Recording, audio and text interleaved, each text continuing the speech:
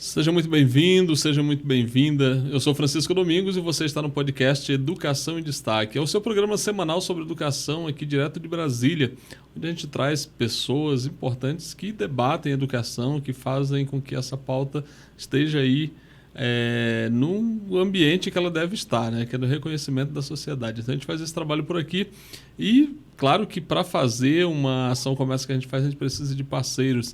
Eu tenho a alegria de dizer que a gente conta aqui no podcast Educação em Destaque com o ATENS, Sindicato Nacional.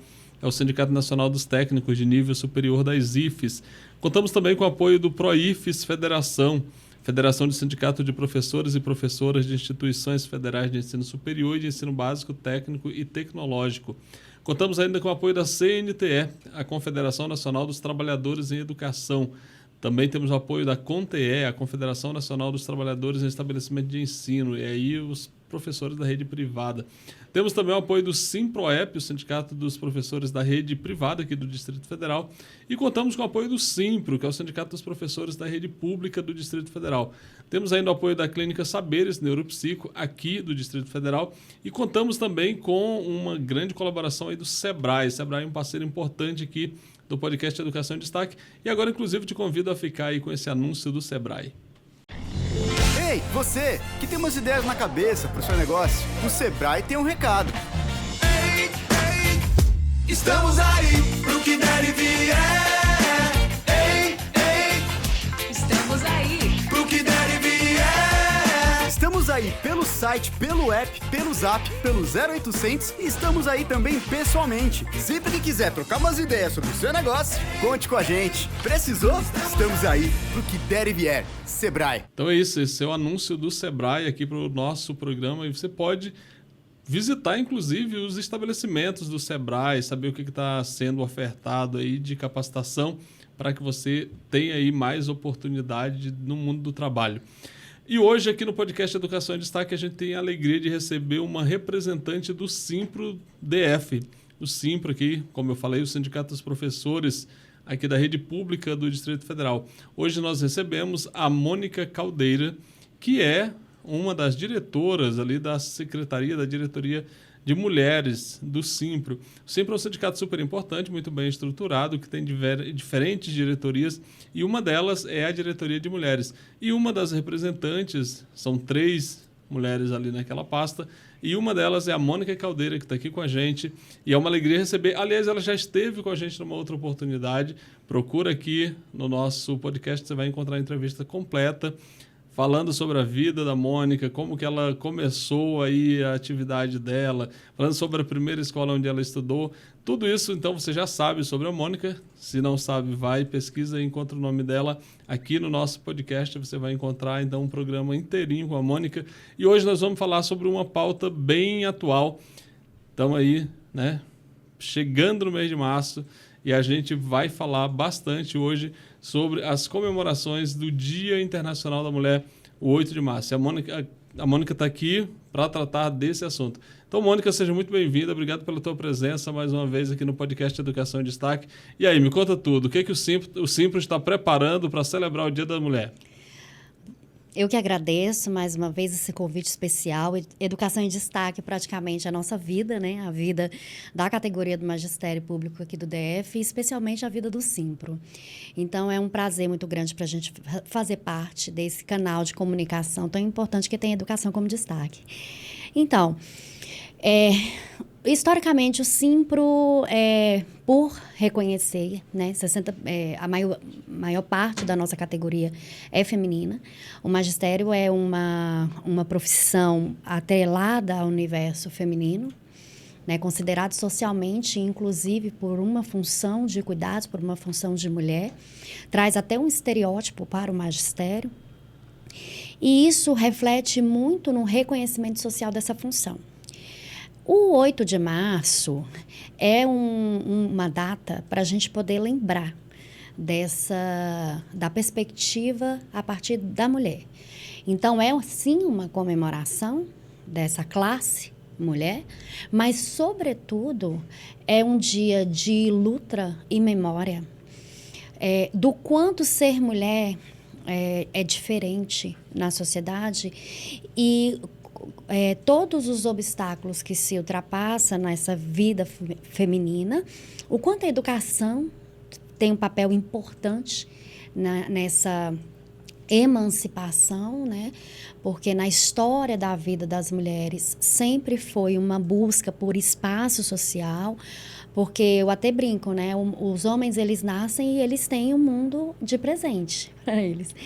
Nós, mulheres, precisamos, durante o decorrer da história da civilização, o nosso movimento sempre foi de ocupar espaço, ocupar lugar, lutar por direitos. Isso é vida de mulher, e isso tudo é lembrado no 8M. E um sindicato que tem uma categoria majoritariamente feminina, não pode estar desvinculado dessa realidade, dessa narrativa. Por isso que o Simpro tem atuação não só no 8M, mas tem atuação no letramento de gênero e na busca por uma sociedade não machista, não misógina e com equidade entre homens e mulheres. Muito importante você falar isso, Mônica, porque muitas vezes, isso até no universo do trabalho mesmo, né? As empresas ali no 8 de março costumam presentear as mulheres com flores, com caixa de chocolate, enfim. E não é sobre isso, né? Quando a gente está falando do 8 de março, a gente está falando de um dia para lembrar a luta das mulheres, que, como você falou, é uma luta que é permanente por direitos que lhes são negados a vida inteira, né?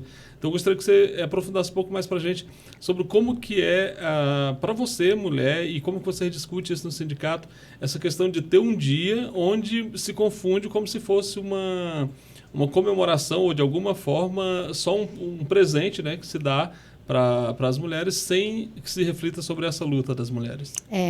Eu vou te dar um exemplo. Nessa andança pelas escolas do DF, levando a pauta das mulheres através da Secretaria de Mulheres do Simpro, uma vez uma professora falou para mim, sabe o que é curioso, Mônica? Que no Dia da Mulher aqui, eu recebi um chocolate do mesmo cara que gritou comigo, que me subjugou, que me desmereceu, que me desqualifica todos os dias. E ela não quis receber o chocolate. E ela se sentiu muito violentada, que ela falou assim, olha, eu tenho que fazer de conta que não existe aqui uma relação de poder totalmente desigual pelo fato de eu ser mulher, e no Dia Internacional das Mulheres isso ser comemorado e eu receber da própria pessoa que me diz respeito o ano inteirinho o chocolate, porque foi uma dinâmica da escola em que a direção da escola passou uma cesta de chocolate para que os homens pegassem os chocolates e entregassem para as mulheres que eles queriam presentear. E justamente o professor que teve uma situação conflituosa com essa professora e se valer do fato de ser homem para poder sobressair na discussão com a professora, ele sadicamente entregou o chocolate para ela. Então, não que seja ruim receber o chocolate. Eu adoraria receber um chocolate, entendeu? Eu sou muito feliz, eu sou chocolatra, a flor e tudo mais. O problema é fazer de conta que não existe algo a se tratar ainda sobre esse assunto.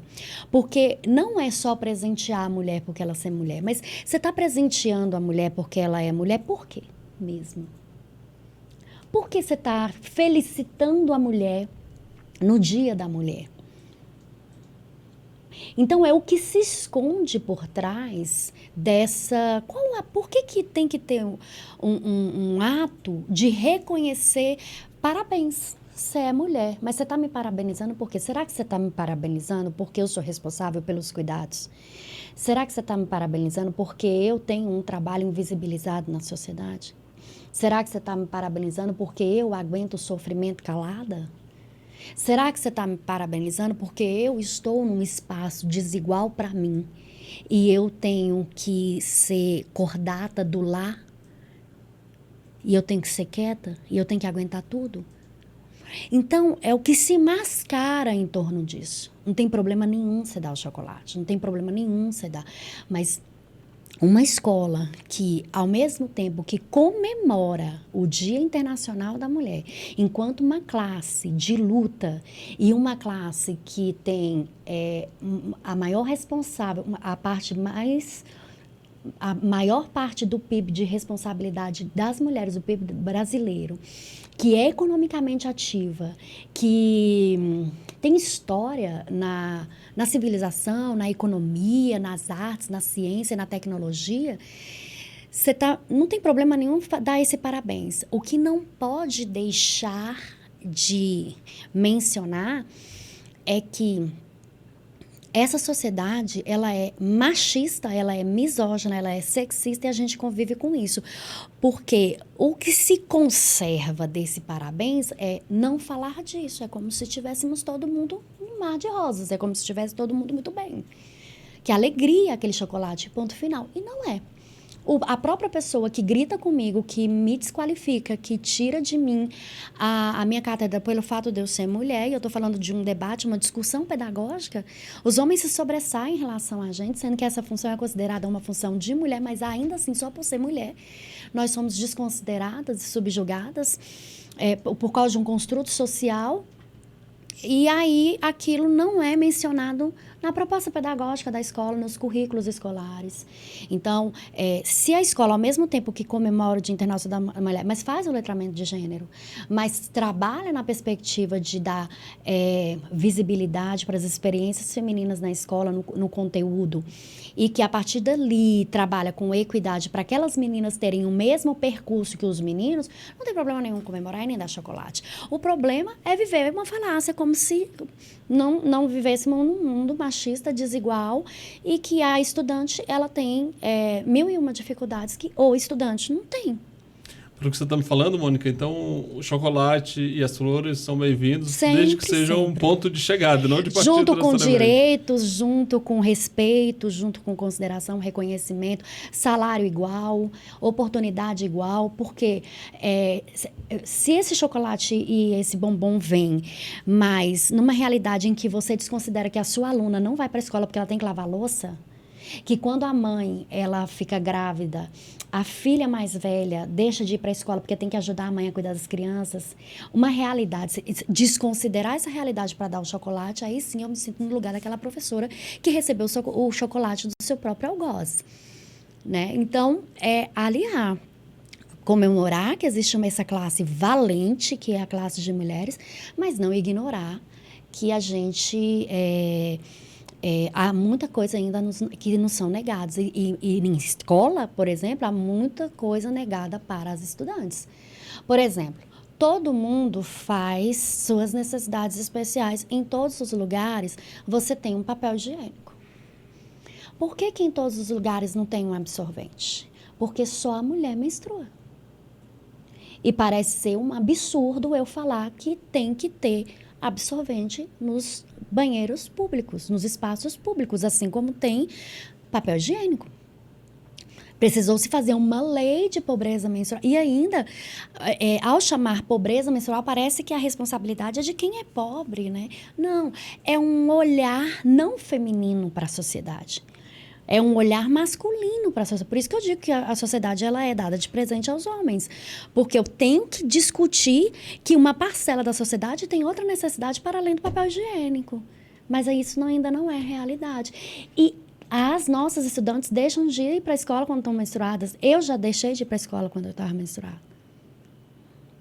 Então, mais uma vez, me dê o chocolate, me dê a flor, mas reconheça que eu preciso que a sociedade se adeque às necessidades de uma classe chamada mulheres que foi alijada de direitos durante muito tempo.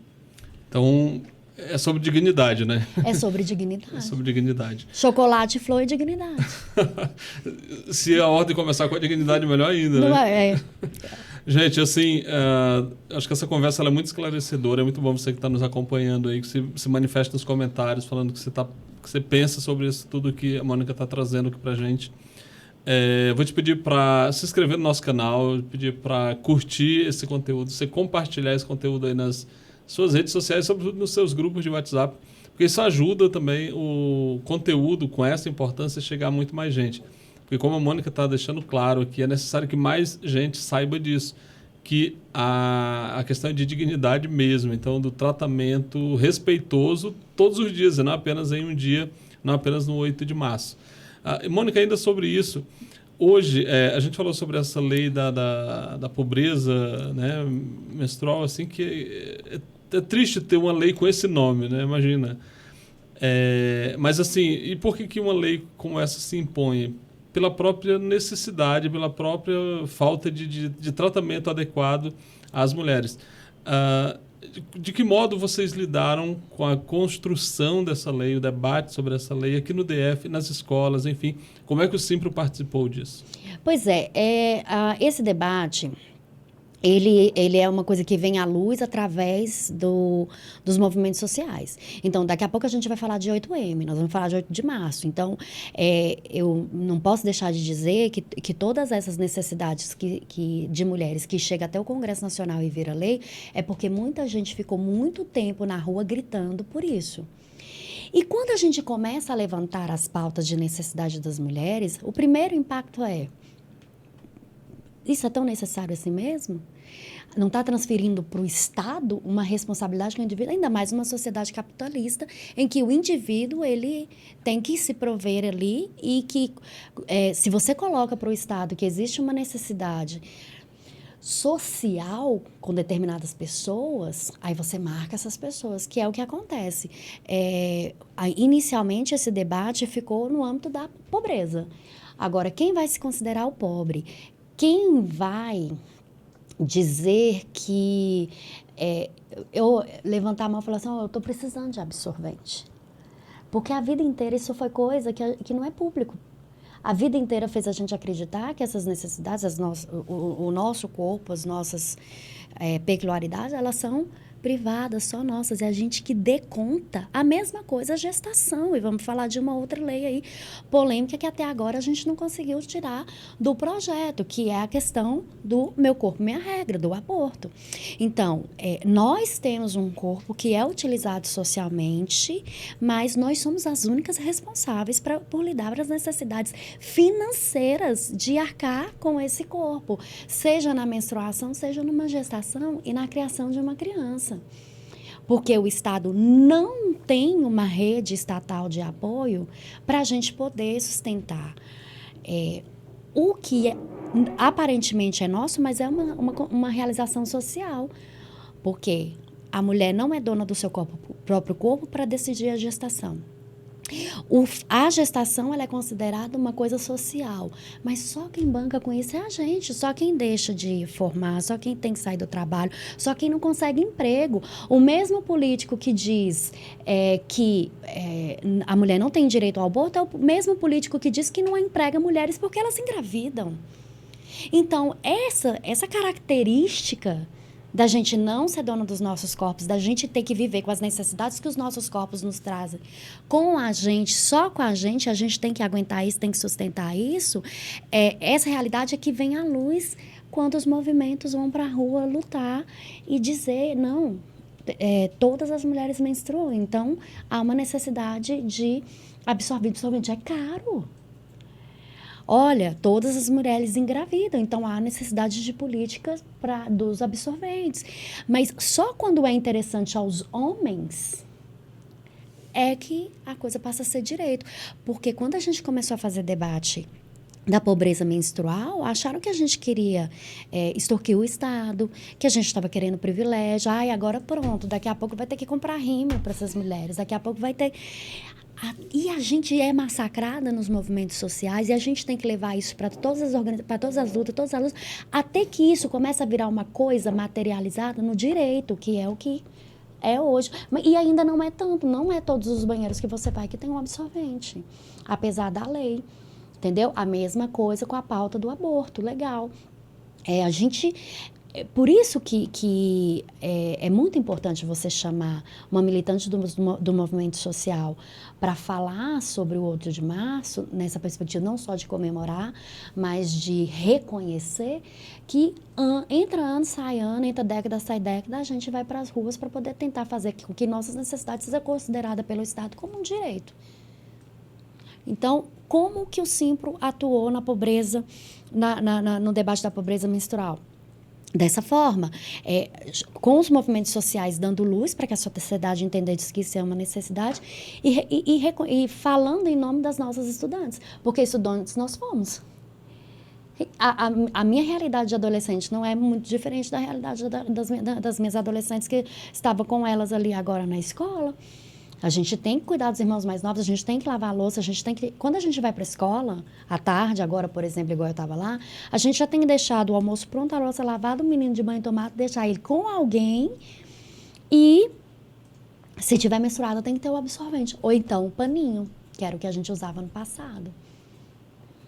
Mônica, quando a gente começa a falar de um direito que é historicamente negado e de toda a luta que é necessária se fazer para que ele seja respeitado, enfim, a gente começa a lembrar de outros, né? E agora a gente conversando aqui, me ocorre pensar, por exemplo, na situação de creches. Né? Porque você falando sobre a sociedade impõe à mulher determinadas situações em que ela é responsável por tudo, praticamente. Mas ela não pode, ela não é responsável pelo próprio corpo, ela não é livre para decidir, igual você acaba de falar sobre uma gestação, por exemplo. Mas aí esse Estado nega creche, por exemplo, que deveria ser um direito básico, elementar. Mulher. Como é que está esse debate? Como é que vocês discutem essa questão a partir do Simpro e na sociedade em relação à cobertura de creches aqui no DF? Como é que é isso? Já tem creche para todo mundo? Não tem? Como é que está? Nossa, nós temos necessidades assim de pelo menos 80 creches.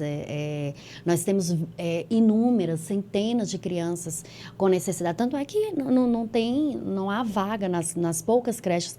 E as poucas creches que nós temos hoje no Distrito Federal resquício de um programa do governo federal antigamente chamado Brasil Carinhoso, da presidenta Dilma, essas parcerias, que hoje são as creches que tem. Mas, por exemplo, o governador Ibanez, ele nunca construiu uma creche. E antes dele também não. Essas creches são de uma parceria do governo federal, à época que depois passou também não ter mais, a partir de 2016. Então, é isso que você acaba de falar.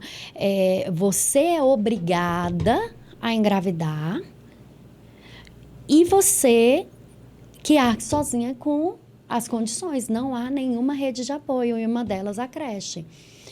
A política de creche, hoje no Brasil, se eu não me engano, a mais defasada.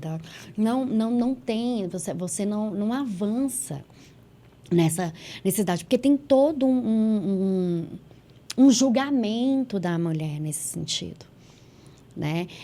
Você é culpada por você... Eu já cansei de me sentir culpada porque eu precisei sair para trabalhar, já cansei de me sentir culpada porque eu precisava sair para estudar e deixava o meu filho com outras pessoas, com uma rede de apoio. Toda mulher tem uma rede de apoio, que interessante, composta por mulheres. Né? Porque esse cenário de pai, mãe e filhos, em que o pai divide as tarefas, vai ter contrata-se uma outra mulher para poder... Esse cenário é de 1% da população brasileira. O restante das mulheres não, estão lá. Precisando das redes de apoio por voluntariedade, por parentesco, porque é a mãe da mulher, porque é a avó, porque é a prima, vai segurar aquela onda para ela poder ir lá e galgar os espaços da sociedade, estudar e trabalhar. Então, hoje no DF é assim, há sempre uma mulher, uma amiga, uma irmã, uma avó, uma prima que fica com a criança para a mulher sair para trabalhar. Porque a quantidade de creches no DF é ínfima, vem desse projeto de antes de 2016, de cá para lá não se constrói creche no Distrito Federal, não tem vaga nas creches e a necessidade é muito grande de creches. Até mesmo porque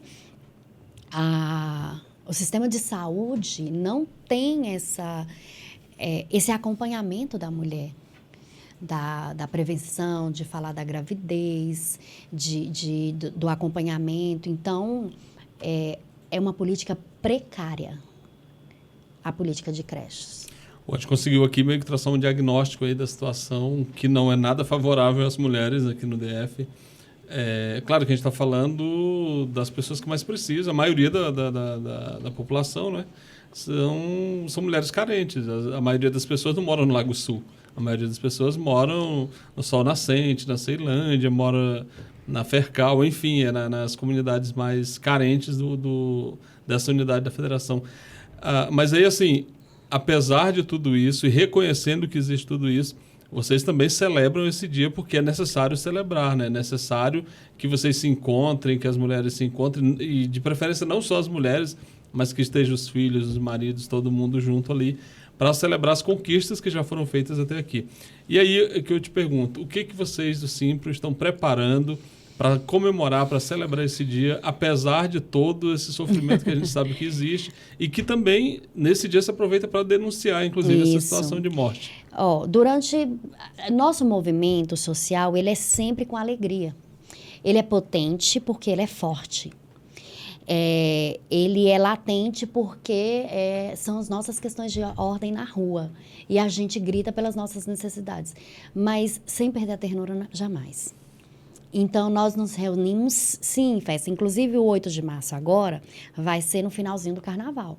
Então, o que nós vamos fazer? Nós vamos fazer a ressaca do Carnaval, para lembrar a sociedade todas essas questões das mulheres. Então, o Simpro, ele participa ativamente do 8M, que é uma junção, uma unificação dos movimentos de mulheres no mundo, no Brasil e aqui no DF.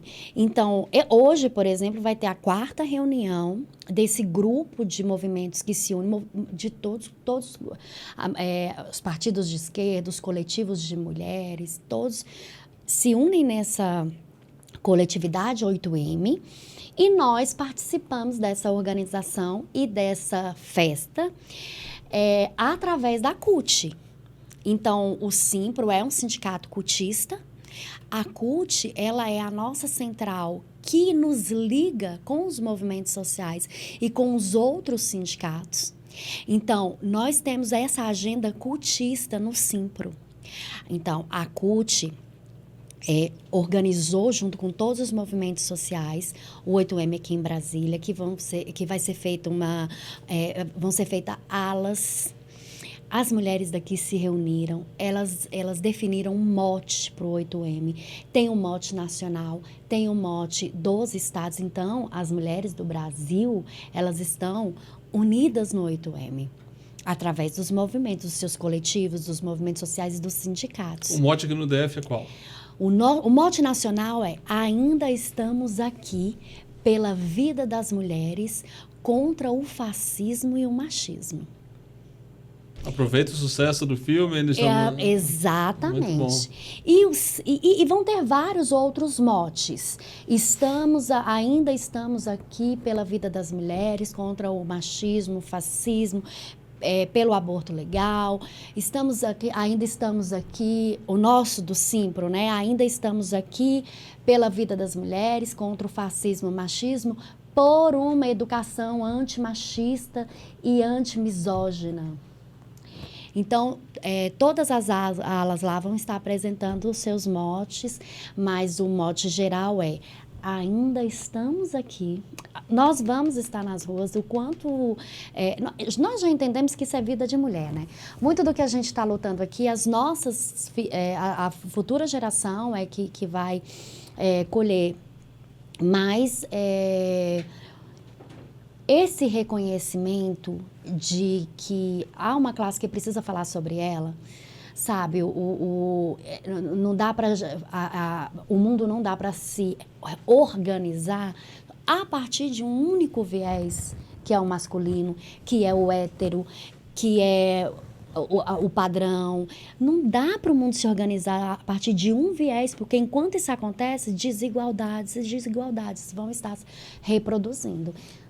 Tá, e vocês vão partir de onde essa marcha vai sair? De qual local? Vamos combinar local, horário, para que todo mundo interessado possa se somar a essa caminhada. Como a gente está na 4ª reunião, isso tudo está sendo definido, mas já tem já dá para colar alguma coisa.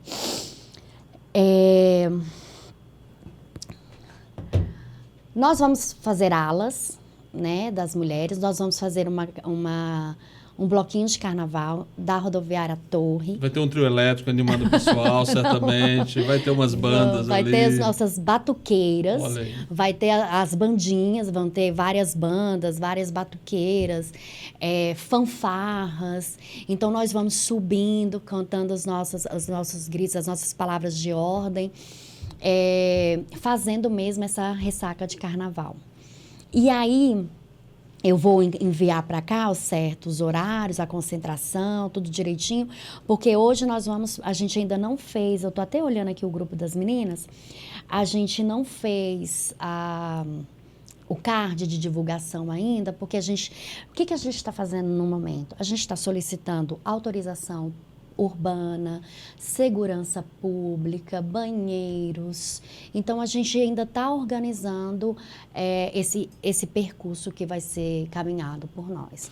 Então, para você que está nos acompanhando aqui, você pode se ligar, inclusive, no site do Simpro. Você vai poder entrar ali e vai ter todas as informações. A partir do dia 1º de março, certamente, você já vai acessar no site do Simpro todas as informações sobre o 8M aqui em Brasília, que é essa atividade, como a Mônica está informando, é uma articulação feita aí a partir da CUT, a Central Única dos Trabalhadores, isso, com os outros sindicatos filiados a essa central e os coletivos de mulheres, que são muitos também, porque a luta das mulheres de periferia, em certa medida, é diferente da luta da mulher agroecologista, que é diferente da luta da mulher negra, enfim, são diferentes lutas que se encontram nesse dia para reforçar esse caráter mesmo de unidade da luta das mulheres.